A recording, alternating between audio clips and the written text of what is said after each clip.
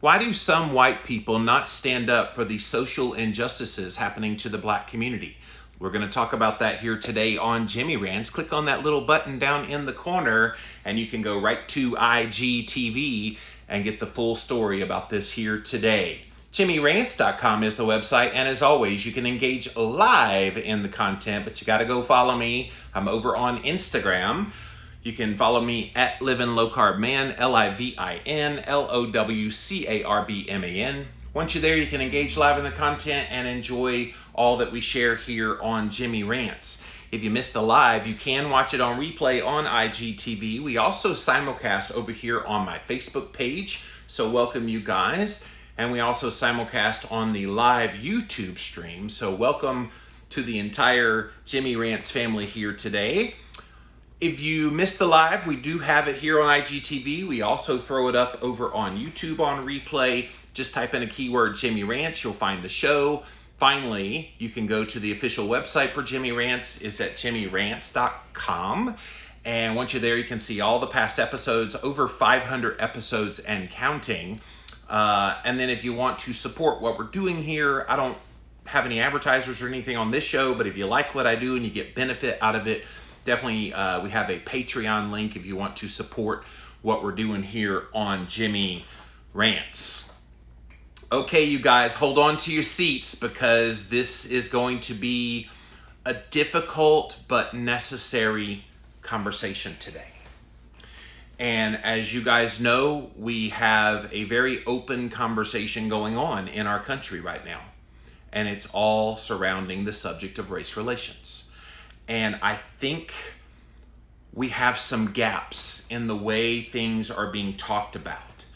And I'll tell you what happened for me this week. So I started posting some things on social media where I was expressing in my heart of hearts my love for people and how I hope we can all rally together and do something about this issue to bring it to an end once and for all.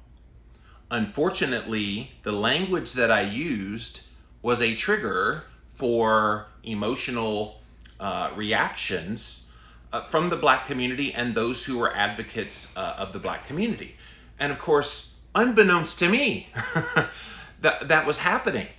And this is something I want to just scream loud and clear. Can we please show each other a lot of grace right now? Because the black community feels like they have not been heard, and they know abundantly about all of the issues and the things that they believe in their heart of hearts and the language used that a lot of white people are just now understanding. A lot of white people are just coming to the knowledge about how certain phraseology doesn't pass and how that they just don't know what things mean. And I, in my heart of hearts, think that most white people want this racism issue to go away. We want it resolved. We want equal opportunity and justice and all the things for the black community. Can we just say that loud and clear? That I don't think, there are obviously exceptions, very extremist on both sides of this issue that would love nothing more than to just keep the discord going. But most of us want to have this resolved. And so it's been disheartening to see that when a white person is trying to say positive things in a positive way about this issue to show their support for and love for the black community, they've kind of gotten ostracized. And I think that is the wrong way to handle this. And I've seen this replicated. It happened to me, and it happened to a lot of people that were just honestly in their heart of hearts trying to contribute something positive as a show of support. And what invariably happened was people would come after them. Oh, you're still exerting your white privilege. You have no business talking whatsoever about this subject. You're so tone deaf. You just need to be quiet, blah, blah, blah, blah, blah. And I get it. The frustration from the black community is real. And I think we in the white community need to understand that this is something they feel like they have fought for years, decades, centuries. And if we don't have an understanding of that frustration that they have, then we're missing the mark. And vice versa. If the black community doesn't understand that we don't know what we don't know and doesn't have patience with us as they're teaching us, this was the thing for me. I didn't learn about the ways I was saying things and how to correct them and how to make them more appropriate until a white woman explained it to me. And it took a white woman who spent an hour of her time right here on Instagram, Beth.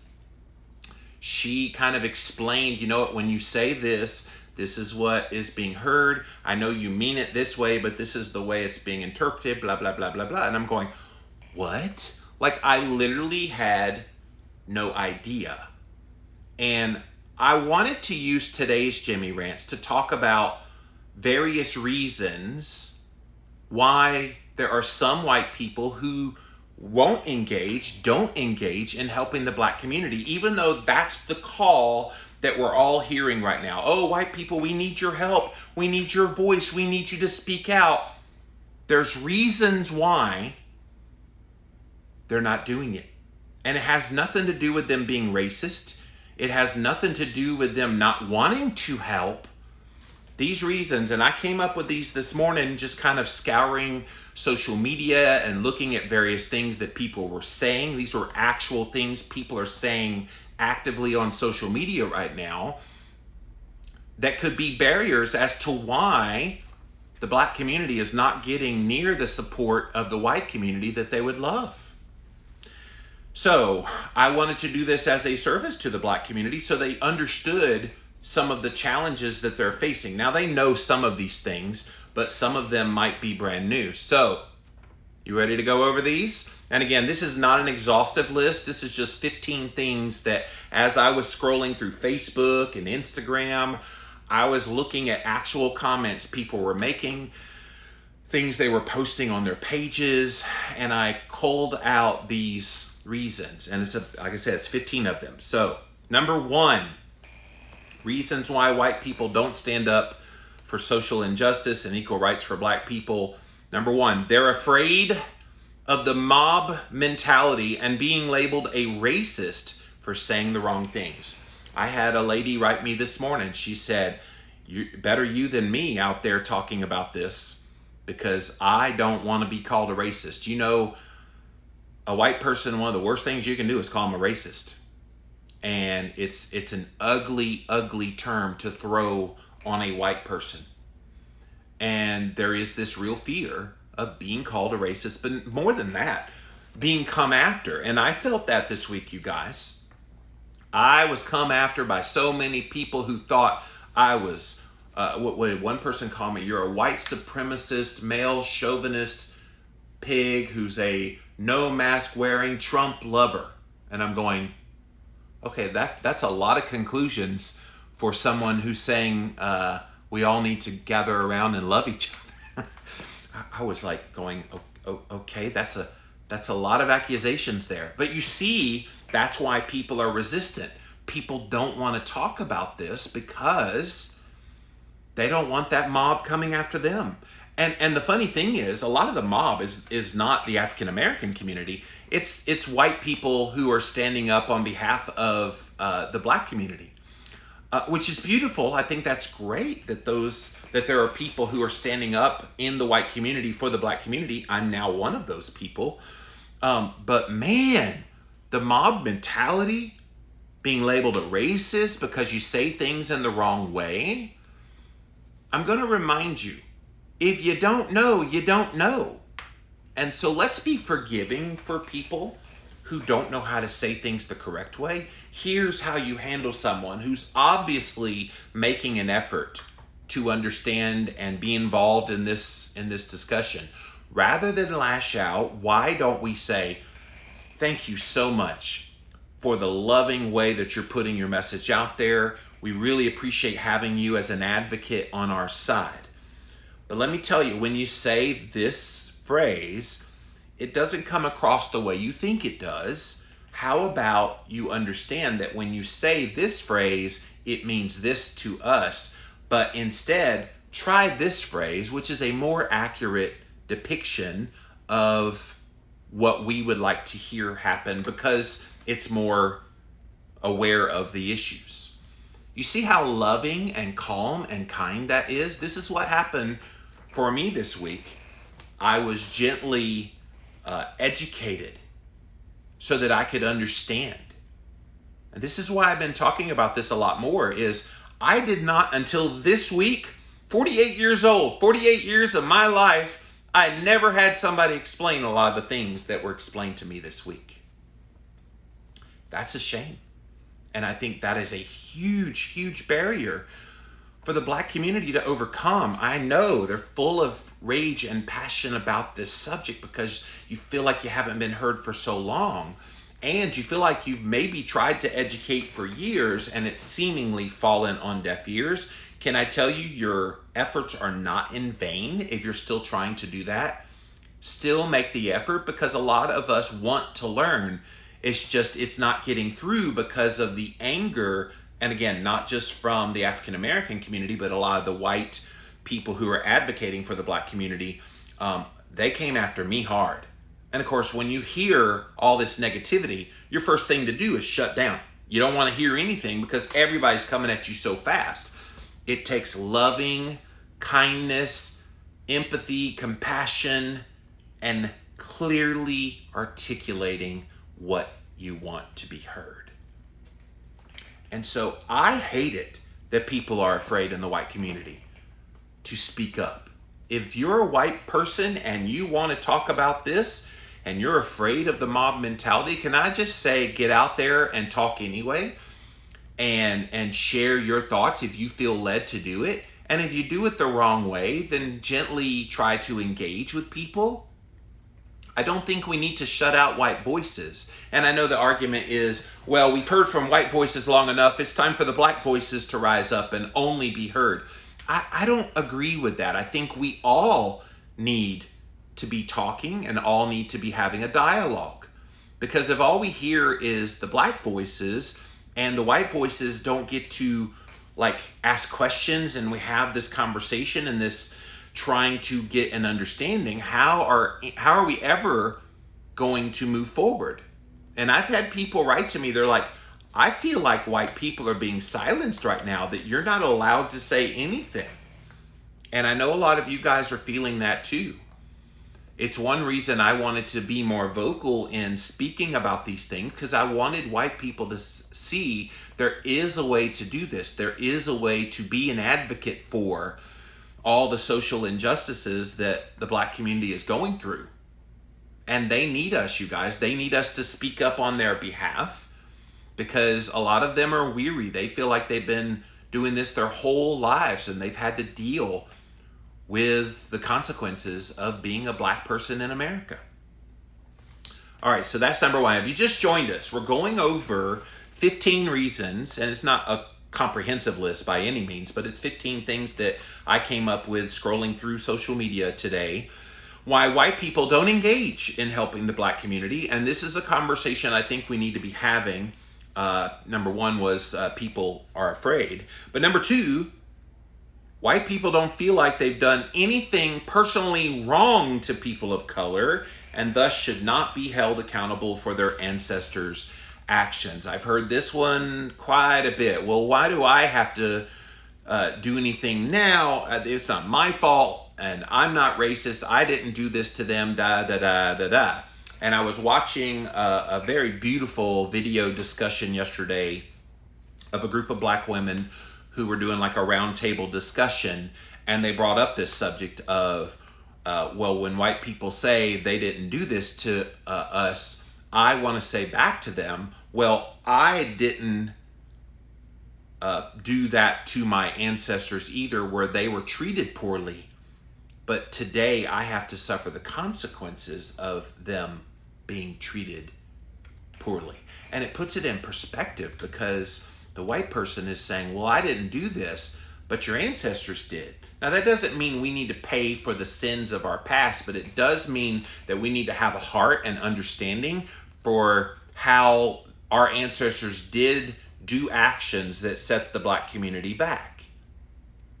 And this is something that we can be proactive about, being specifically anti-racist, being specifically proactive at doing things to make sure that our black brothers and sisters are able to have just as much of an opportunity as we do. And so you might not have done anything wrong personally, white person, in 2020, but your ancestors did, and their ancestors had to get the consequences of that. Now, that angers people because they're like, well, I didn't do anything wrong, so I don't have any culpability. Okay, that's fine. That's a heartless position you're taking there. I think we need to have compassion and realize that that hurt is real. And while we weren't the ones that did it, we certainly can be a part of the solution of ending it, ending the pain and the suffering that they've had to go through. Number 3, white people honestly don't even think about people who are another color in their day-to-day lives. And I've seen this one a lot as well. People are like, well, I don't sit there and just like obsess about black people. I don't sit there and obsess about, okay, well, what am I going to do today to torment black people? Most people don't. Most people, it's not even on their radar screen that they do that. And so I know that for the black community, they want to be seen. One of the popular phrases is, well, I don't see color, I don't see race, I'm colorblind. The black community does not like that white community. They want to be seen. They want you to know the challenges they have to face because of the color of their skin. And until we recognize them and think about them and think about the plight that they've been through, we're never going to move past this racist attitude and kind of where we are in our society. That's kind of where we are with that one. Number 4, they don't understand, talking about white people, what the phrase Black Lives Matter actually means and why all lives matters is insulting. And I've talked about this one recently on social media. People will often say, well, no, all lives matter. Well, of course, but the analogy I'm seeing quite often all over social media is, imagine your neighbor's house is on fire. If your neighbor's house is on fire, are you going to scream at the fireman, hey, wait a minute, you're not spraying my house too, you need to spray my house with water? Why is their house getting sprayed with water but not mine? Sir, because theirs is the house that's on fire. Yeah, but I don't think that's fair. All houses matter, so you need to be spraying my house with... You see the analogy, how it doesn't make sense? The black community's house is on fire, and so therefore they are the ones that need the help. This is why Black Lives Matter. It's not saying only Black Lives Matter. It's saying that because the plight of the black community, we need to be paying more attention to them. Black Lives Matter puts the focus on that. I don't know why people have a tough time with this. And I know it came out that Blue Lives Matter because the people were standing up for the police. And then All Lives Matter. It's just... I think part of the challenge too is Black Lives Matter has become a movement rather than that's like a political type of movement rather than it being a human rights thing, a social justice thing. And I think that is kind of a challenge. And one of my reasons down here soon is going to talk about the political connection to this, because I think that is a huge barrier that the black community needs to realize is keeping white people from engaging and helping them. All right, let's go to number 5. White people think that since slavery ended after the Civil War 150 years ago, and the Civil Rights Movement happened 60 years ago, that we're all good now. And of course, yes, those were good things. When Abraham Lincoln signed the Emancipation Proclamation, it was a huge, momentous day in the history of our country. But they weren't instantly accepted in society. Look at how long it took from the Emancipation Proclamation until we got to the desegregation of schools, till we got to the point where black people were allowed to vote, allowed to get equal opportunity jobs, like challenges galore all the way for about 100 years. And now it's been 60 years since the civil rights movement, and we're still not all the way there where they have full rights as white people do. Now, yes, they can go apply for a job, but some of the challenges are if they have a black sounding name on a resume, or if they see them in person, that black people are being denied opportunities. And I think we would be so foolish in the white world if we did not acknowledge that that kind of stuff was happening. I'll tell you what's happening in the NFL. There's a discussion now in the National Football League as to why minority coaches are not being promoted through the ranks. And they have this thing called the Rooney Rule, which requires teams, when they're going to hire a coach, to at least interview one black candidate and give them the chance to try out. And they're not getting those opportunities. Now, I think that will probably change now that we're having this national discussion about this. But it's just such a shame that there are those challenges there. And I don't think most of the white community even realizes that. This next one's a big one.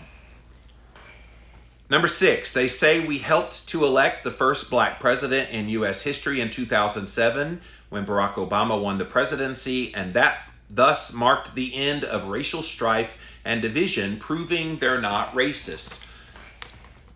A lot of people did vote for Barack Obama as a way of saying, I'm sorry for all the racial strife in our country and the racism that existed. And whatever your thoughts are about Barack Obama, that's irrelevant in this discussion.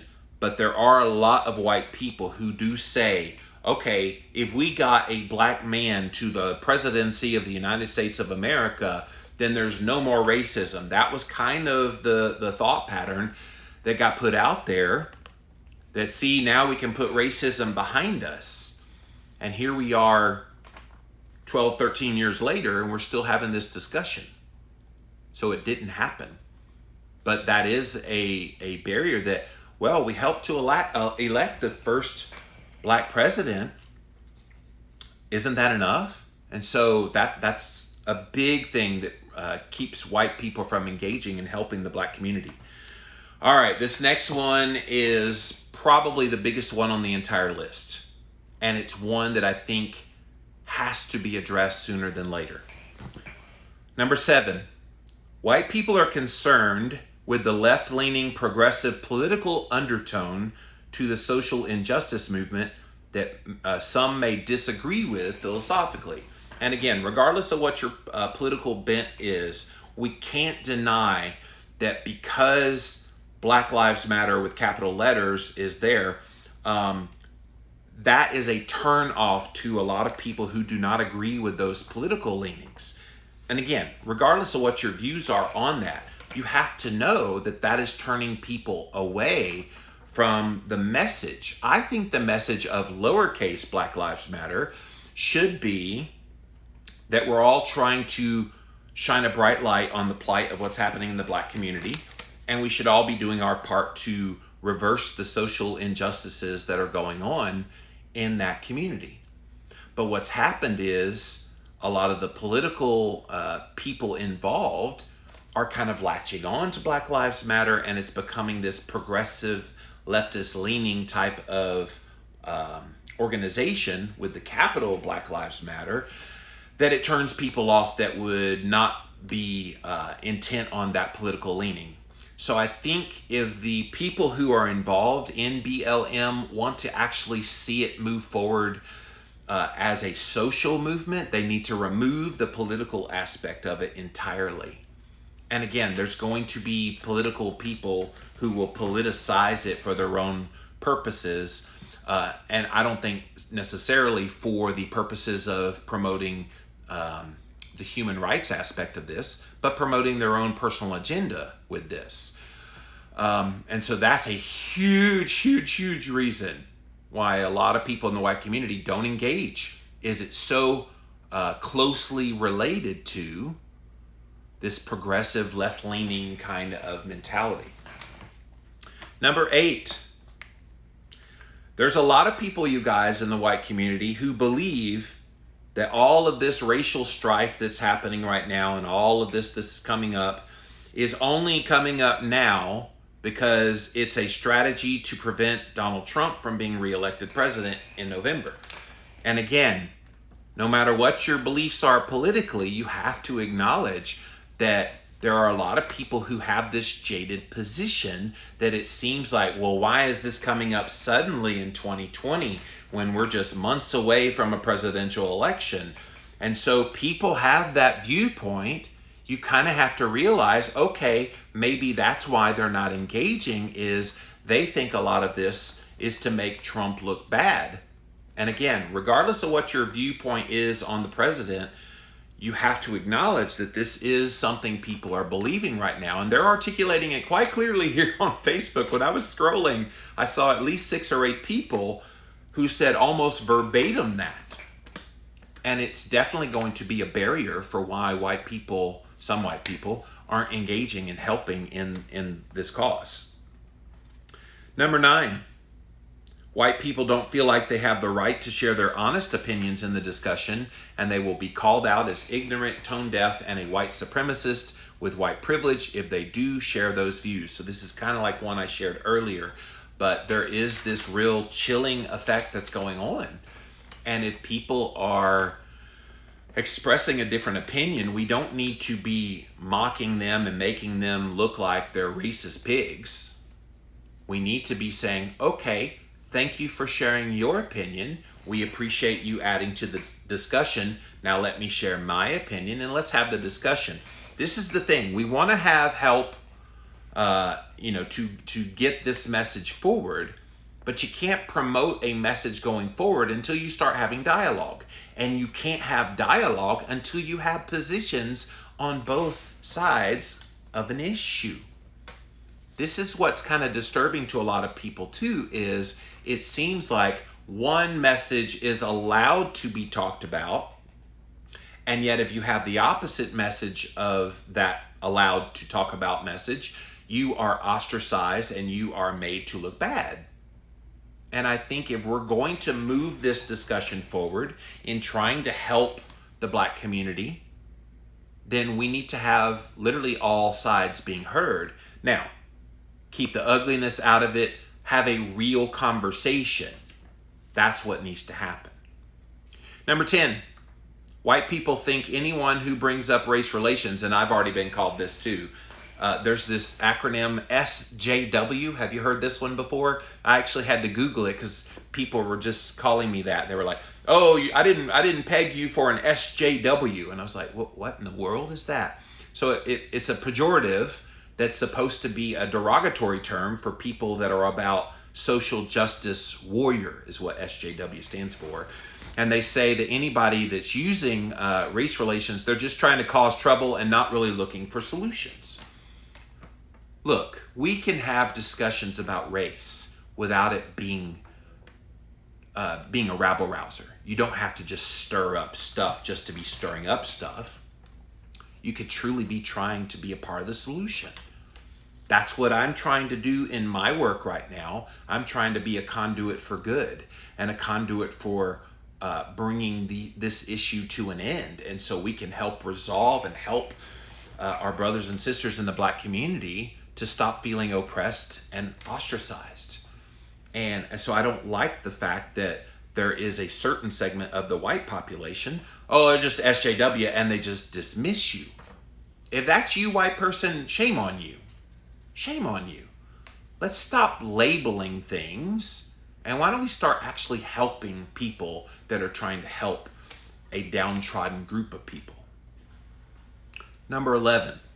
White people honestly have no idea what it feels like to grow up in a world with black skin and all that comes with it. Guys, if you have not looked up on YouTube, and I know here on Instagram, I've seen a lot of IGTVs, some of the discussions that black parents have to have with their young black boys and girls, it is chilling. Like when I started looking at some of the things that parents are having to do to educate especially young black boys, when you go in a store, don't have your hands in your pocket. They will think you're stealing something. If you wear an oversized coat, don't hide your hands. They'll think you have a gun in there. This white boy was shocked because I didn't even think about any of that stuff. When you're walking down the road, don't be surprised if a white person approaches, they go to the other side of the road to avoid walking past you. If a white person shakes your hand, don't be surprised if they wipe their hand on their pants. Those kinds of things are chilling. Those are the kinds of things that as a white man in America, I didn't know about. I was totally oblivious to. And I had no idea there was this extra layer of parenting having to take place because living in black skin comes with challenges. It does. And I think if anything out of all of that's happening right now, if nothing else, we are getting an education on what it's like to try to circumnavigate not just the world in general. All of us white people, we have our own problems. We ain't got this another layer of problems that the black community has.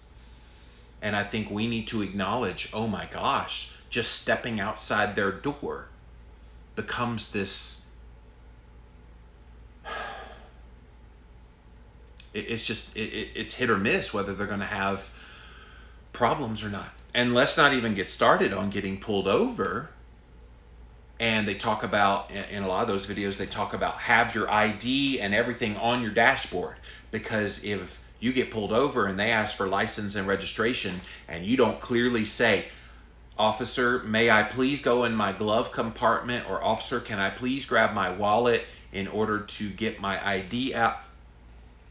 They're having to tell them, don't just grab, you have to ask first, because there will be fear. You'll be shot dead if you don't. I've never had that fear in my life. And I've been pulled over for traffic violations many a times. And never once did I worry about reaching back in my wallet to grab my ID or reaching into my glove compartment. I wasn't worried about the cop shooting me. But every black person does. It's chilling when you stop to think about some of these things that they have to go through. It's another layer of things they have to worry about. Number 12, white people think that police officers, some white people, police officers are being unfairly characterized as the enemy of the black community in all this discussion. And that is something that's out there very heavily. Oh, well, you know, they want to say that this one cop that killed George Floyd is indicative of all cops. And you have to think about it from the perspective of the black community. That is a perception based on what they see and based on continuing to see over and over and over again being treated poorly, even in the riots and some of the things that have been going on. We've seen some pretty horrible actions taken by white people, white cops, against black people that were protesting. And so the perception is there. Now, I blame the media for that one, by the way. I blame the media for only showing that, because there's many an opportunity where there's white cops helping the black community. And so the optics of it, I know they're trying to keep, a certain narrative going, but the problem is that narrative becomes a perception that becomes reality in the black community. And we in the white community, yes, we want to stand up for the good law enforcement people. My dad was a cop, and realize that they're not all bad. But we also need to realize there are some bad people in that field of work, and they must be rooted out somehow, some way. And that's incumbent on the local law enforcement offices to root out those people and get them out of the force. We don't need those kinds of people. So that's a perception, you guys, why white people don't engage in helping the black community. They feel like cops are being attacked. All cops. And you could not pay me enough money right now to be a law enforcement official in America, that has got to be the most thankless job in America. Kind of like a referee at a football game. It's like, they're all going to boo you. You're going to do something wrong. There's nothing you can do right. Number 13.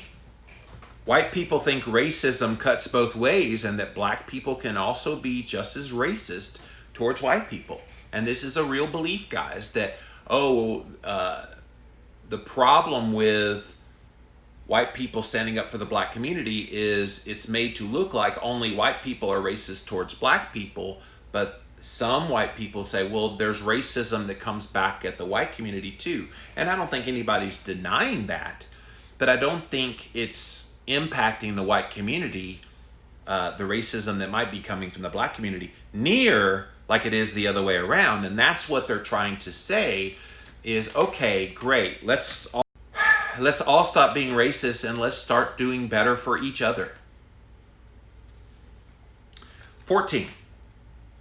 White people don't understand the level of decades of frustration that has led to all the protesting, looting, and destruction happening across America. And the white community is sitting here watching all the everything that's happening all across the United States. And they're like, oh my gosh, what is wrong? And they don't realize that this has been frustration that has built up over time. This didn't just happen. This is not just about George Floyd. George Floyd might have been the lighter that lit the bomb, but the bomb was sitting there all along. And I think the frustration just got to the point where it was just too much. And you know what I think contributed to this too? The frustration's been there for years, decades. But because of COVID-19 and everybody kind of being locked up in their houses and some of the mental anguish that started coming from that, and then people losing their jobs, I think it just hit a boiling point mentally. So that then when this happened, it lit people to want to do something. And quite frankly, I'm glad it's happening right now, because now we're having these conversations. Now we're able to openly discuss this ugliness that is in our country. And I'm hoping that this can be something that will turn out to be a good thing and not a bad thing. All right, and then the last one on my list, number 15, white people don't know what they don't know about the reality of the privilege of living in white skin. And this is one that when it first was brought to my attention, oh, you just have white privilege, the first kind of knee-jerk reaction in my mind was, what? Like, no, I worked hard for what I do. I made it okay in my life. What do you mean, white privilege? I didn't get a leg up. But then I started thinking deeper. Do I have all of those barriers that someone that has black skin does? And the more I thought about it, the more I realized, no, I don't. I have my own barriers, but they're of my own making, and they're just the regular challenges. Imagine having all of that, plus having to deal with having black skin and the challenges that come with that. Now, I know they've created various things to try to help the black community over the years. One of those things is this thing called affirmative action, and I have a story about that, by the way. So affirmative action is where, especially within the college standpoint, when I was applying for like a scholarship to go to college, affirmative action says that if an equally qualified African-American candidate applies for a scholarship that a white candidate, and they have equal record, you give deference to the African-American person that's applying. And so I was in line to get a scholarship for college, and I was declined, and they gave it to an equally qualified black person. And when it happened at the time, I thought, well, that's not fair. Of course, I wasn't thinking in this realm of what I'm thinking here today. But now in hindsight, I go, no, I'm glad that that person got the opportunity to get the education, because even with the education, they still have the challenges of being in the workforce, even as an educated black man. And I turned out okay. I'm not complaining about the way my life turned out. So I'm hoping this was educational here today. I'm hoping my friends in the Black community are seeing that there are specific reasons. And again, this is not a comprehensive list. This is just 15 things that I noticed kind of scrolling through Facebook and Instagram, seeing what people were saying, why white people don't engage in helping with the social injustices happening to the Black community. Hopefully this starts a dialogue and starts a greater understanding of why things are the way they are, and maybe we can get more people involved. It's the heart of what I'm doing right now. I feel like we as the white community have a duty to stand up for this. And again, it's not a political thing, it's a human rights thing. And it's making sure that a wrong is righted kind of thing. All right, let's see what you guys have to say. I'm going to go over here to Instagram first, then to Facebook, and finally to YouTube. Thank you all for being here today on Jimmy Rants. JimmyRants.com is the website. And Brittany says, not being racist is no longer enough. We must be anti-racist. And that's something that was hammered into me pretty good this week, Brittany. Thank you for that, by the way. Because a lot of white people, they try to get out of their duty to help by saying, well, I'm not a racist. Well, not being racist, saying you're not racist is a passive movement. You need to be active, and active is being anti-racist. So I agree with you. Jay Creek says, I never heard of it before. A lot of us haven't. It's like we have to be bilingual and know that there's two different norms in America. It's scary when you see that there are different rules and different things that have to be done within the Black community simply because of the color of their skin.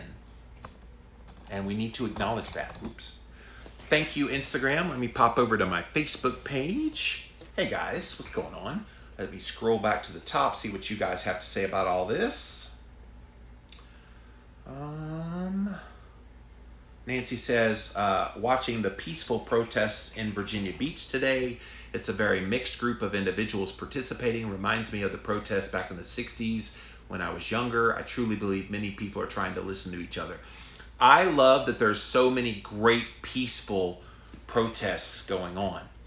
And I think the media only highlights the ones that are violent and the looting because that's like ratings gold for them. I'm not interested in ratings gold.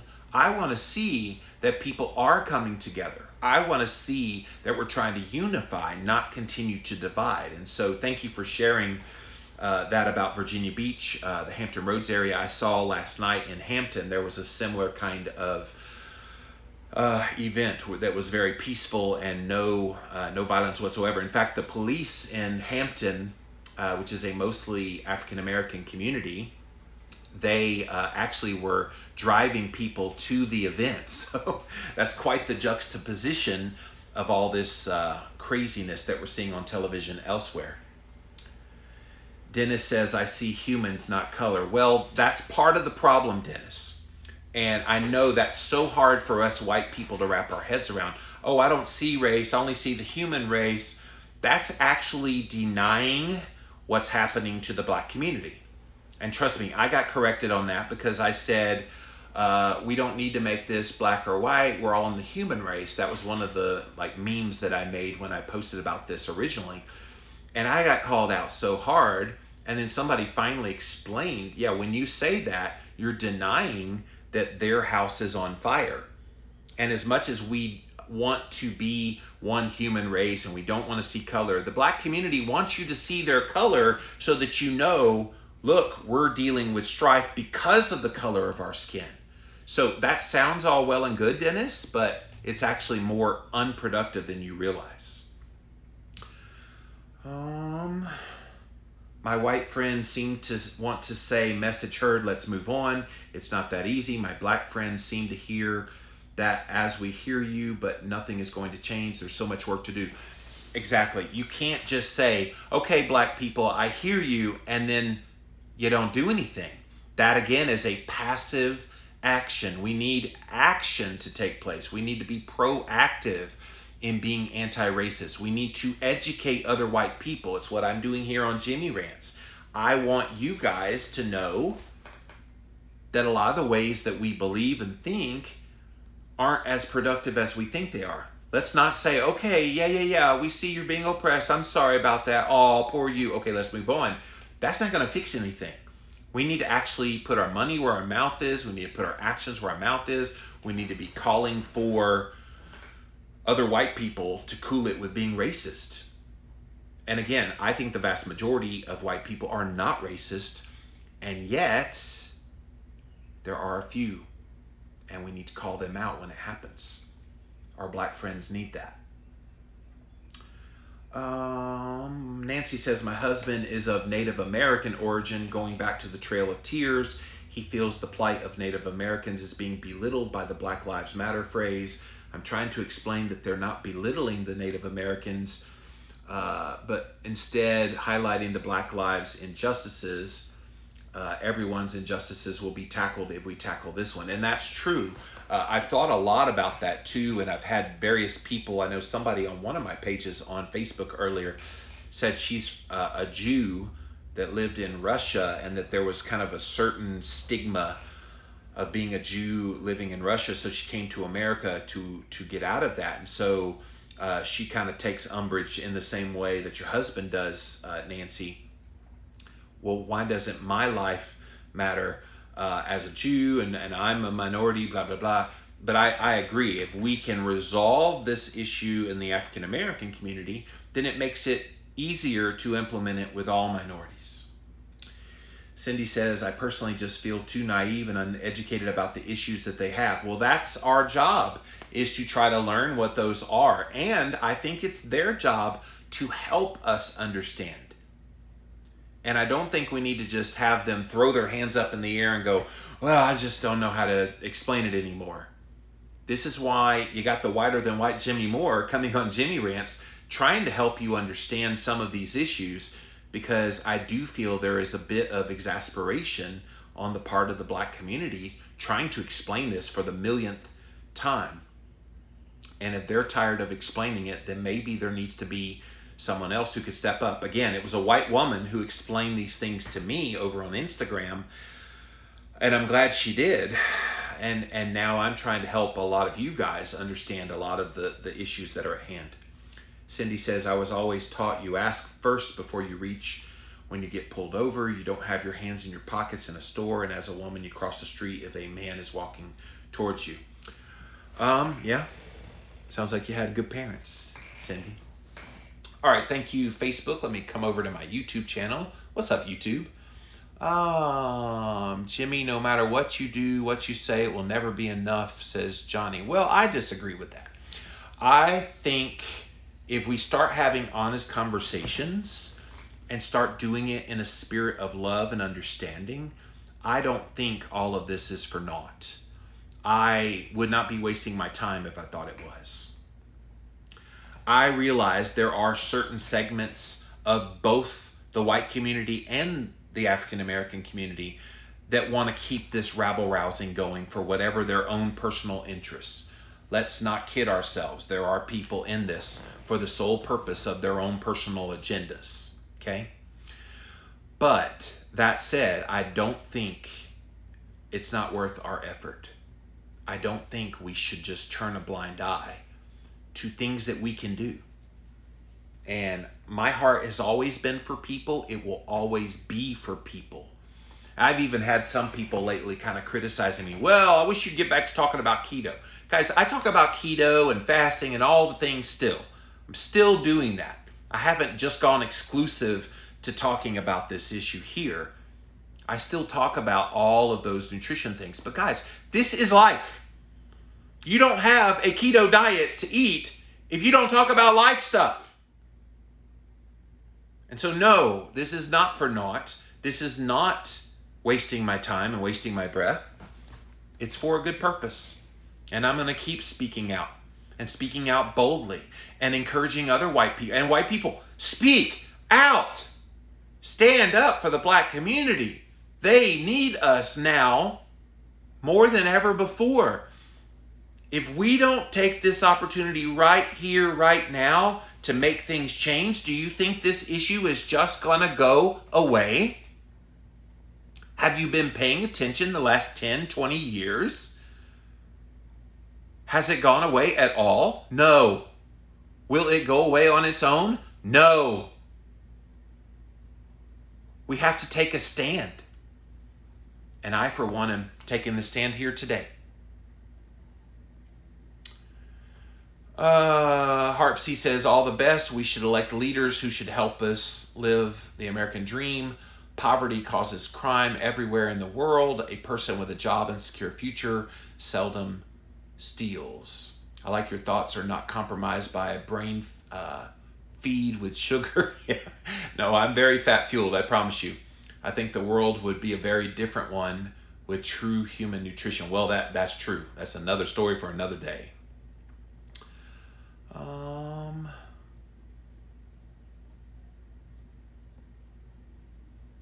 I stopped watching the mainstream media years ago. I prefer the internet for my information. Stand up for the truth, says Stephen. Okay. That's what we're doing here today, brother. Thank you for sharing your comments. All right. Thank you, YouTube. Let me pop over here to my Instagram channel. Jay Creek says, I took this for my employer to acknowledge that their insurance fat tax affected people of color more and should be changed. Yeah, there's a lot of those kinds of little things that do have an impact that we don't even think about. Like, a lot of the African American community is diabetic. A lot of the African American community deals with obesity, and they're not teaching good nutrition, and they're not getting the help that they need in that area. I'm hoping that some of this focus on the Black community deals with some of those issues as well. I spoke on it for a year, and they just admitted the wellness penalty does affect people of color more than others, and now they're going to revise it. Well, that's great. Good for you speaking up and defending your Black brothers and sisters who were being unfairly targeted with that. And I think we need to be looking at those kinds of things. That's a part of maybe some of this systemic racism that's out there. And again, this is not a political issue. I know people want to identify this because Black Lives Matter is associated with a political kind of bent. Let's look at it as lowercase Black Lives Matter, as a human rights thing. And if you start to look at it through that prism, this doesn't become such a knee-jerk, caustic cause that would make you turn a blind eye, white person. White people need to stand up. We need to be engaged. We need to be helping the Black community. And they need us now more than ever before. That's it for this episode of Jimmy Rants. JimmyRants.com is the website. And as always, you can engage live in the content. You got to go follow me over here on Instagram. I'm at Living Low Carb Man, LIVINLOWCARBMAN. Once you're there, engage live. We also simulcast live over here on my Facebook page. Thank you guys for being here today. We also simulcast over on YouTube Live. Thank you all for being here today on Jimmy Rants. You can watch the replay here on Instagram, IGTV. As soon as we're done here, we post it. We put a few notes into there, and then we post it on my page, and it's available to watch on replay on IGTV. We also throw the past episodes up over on YouTube. Just type in a keyword, Jimmy Rants. You will find the show. Finally, go to JimmyRants.com. All the past episodes are there as well. And if you like what we do here and the messages that we share, please consider supporting the show. Click on the Patreon page, and you can help us keep this show going. So guys, that's it for now. Until next time, we'll see you then.